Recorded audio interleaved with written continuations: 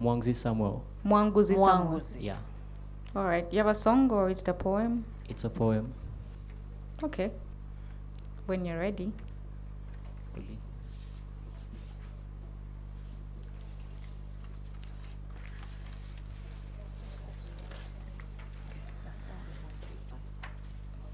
Thank you so much.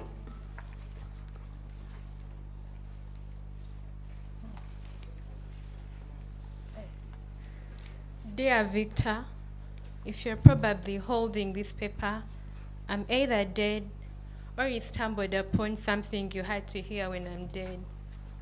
I didn't have the courage to tell you this when I could still see the sunrise every morning, smell the aroma of Mother Nature. Hold on. Are you supposed to be playing? Okay, let's wait for the keyboard.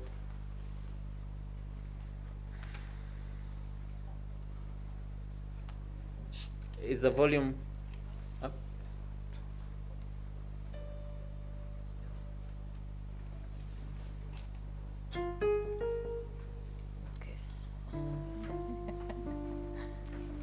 Tomukuba ngonyize nnyo.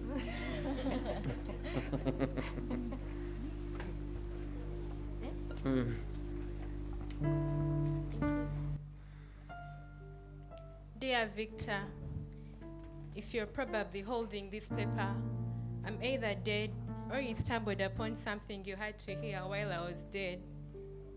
I didn't have the courage to tell you this while I could still see the sunrise every morning, smell the aroma of Mother Nature, have my ears dance to the sound of the rains and winds, blowing east to west as I watch the trees sing with joy to their Creator, with joy as vibrant as the shades of autumn. Many times you asked me why I gave you that silent treatment whenever I wanted to know who Daddy was.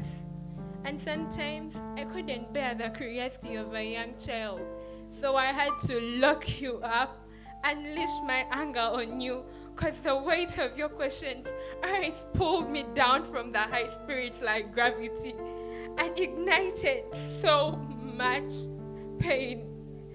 I felt ripped apart every second, like a naked slave tied to a racing horse in the woods. You reminded me of a man that took my no as a joke and looked at me as an instrument of pleasure.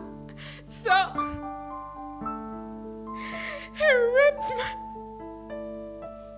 he shoved his way through my pants and split me apart and took my pain and cries as gestures of satisfaction until his need was pleased. And then he dumped me like a rotting growth that had no more value to science. And that, son, is how I came to be. See, many times I wish I could astral project so I could leave my shameful body so that I could find peace. Because your questions tortured and tormented me, for I had to recall the reckless monsters that touched me and pulled my hair. And I could not say no because society said that once it said go, it had to be a yes, even when I didn't want to. As a young girl, I had to struggle to fit in, and that came with a price to pay. One, I had no bargaining on because society dictated that once it said go, it had to be a yes, even when I did not want to. This all clouded my mind, and each day that I lived looked like another chapter of a horror movie where I was the star destined to die, because each time I cried out for help, a large yoke was tied to my neck and I was choked until I could not speak. So this all resonated in my mind as I resorted to suicide as an option. I know you are confused why I'm telling you this and why it happened to me. But I tell you, son, this world is cruel. Your uncle Jerome went through something similar, but he could not speak because his gender and society dictates that his gender has no weakness. So he tried to fight it alone until he lost his mind and said goodbyes to sanity. I'm not trying to scare you, but rather prepare you to be a better man and human so you could do the things I failed to and help the many out there. I want you to be a pillar of hope to the youths out there. I want you to teach the young men to respect her and treat her like a queen, not as a toy or an object.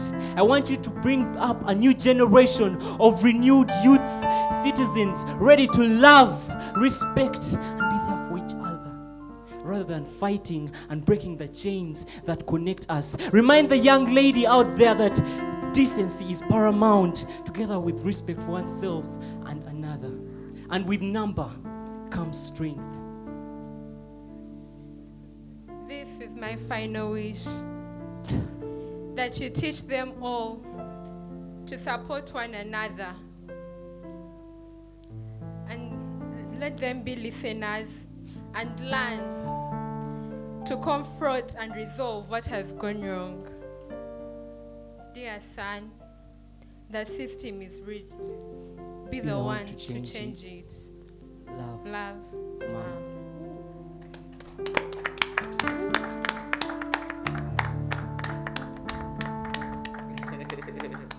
Great team Samuel, effort. this was written Wow. by you, huh? This is yours, eh? A round of applause for Sam. Great piece. It's really deep and awesome. Yeah. For once, I finally got the emotions from a poet. I felt the journey through it all, and I felt like if that boy read that story, he would choose different in life. I felt the emotions there. I felt the emotions. Thank you, guys. Plus, the background music also helped to Perfect. elevate and Yeah. and amplify whatever you were saying. Yeah. So, perfect combination. Thank you. Thank you, Samuel, for owning your writing. Huh? Thank you. You owned it on stage. You owned Yeah. it.